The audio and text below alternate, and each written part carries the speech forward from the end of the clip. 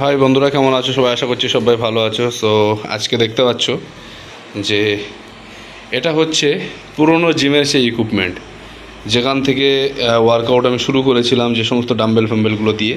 তো সেই সমস্ত ডাম্বেল ওয়েট আজও পর্যন্ত আছে, এখনও মোটামুটি আমি মাঝে মাঝে এইগুলোতে আমি ওয়ার্কআউট করি।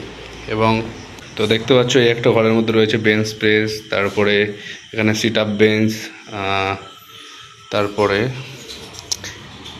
এই ঘরটার মধ্যে রয়েছে এই যে আমাদের জুনাইদ ওয়ার্কআউট করছে, ঠিক আছে। এইখানটায় রয়েছে তোমার ল্যাট পুল ডাউন থেকে শুরু করে, মানে আগের দিনে যে সমস্ত মেশিনগুলো আর কি, ঠিক আছে। মানে ওল্ড ইজ গোল্ড, তাই তো নাকি সাইদ? একদম ওল্ড ইজ গোল্ড। এই একটা বড় বডি বিল্ডার আমাদের এখানে চলে এসছে, মানে ও ফুটবল খেলার জন্য এখানে এসছে, কিন্তু কিছুদিনের জন্য আমাদের কাছে ওয়ার্কআউট করবে তাই বললো। তো এই হলো সেই ইকুইপমেন্ট। এই বেঞ্চটা নতুন নেওয়া হয়েছে, তো এখানটায় আজকে ওয়ার্কআউট করব আমি। অ্যাকচুয়ালি এখানে করব কি শোল্ডার করব, দেখা যাক কেমনভাবে করা যায়। এক কথায় আমি বলতে পারি, যারা ওয়ার্কআউট করে বা ওয়ার্কআউটকে ভালোবাসে তাদের জন্য বিশাল জিম, বিশাল ইকুইপমেন্ট এরকম কিছু প্রয়োজন হয় না। তাদের প্রয়োজন হয় ভালো একটা ডেডিকেশন, ঠিক আছে।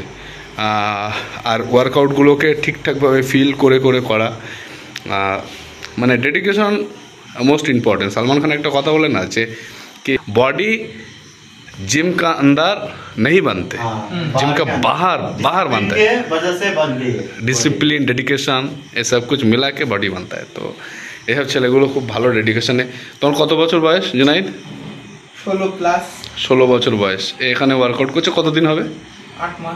8 মাস মতো ওয়ার্কআউট করছে। তো মোটামুটি দেখো যতটুকু আছে ন্যাচারাল, লোক ন্যাচারাল করে, কিন্তু এরা প্রকৃত ন্যাচারাল, একদম পুরো গ্রামের ছেলে, একেবারে ঘেতো বাঙালি যাকে বলা হয়। আর ঘেতো বাঙালির মতো পান্তা ফান্তা খেয়েই আমরা ওয়ার্কআউট করি, তাই তো নাকি?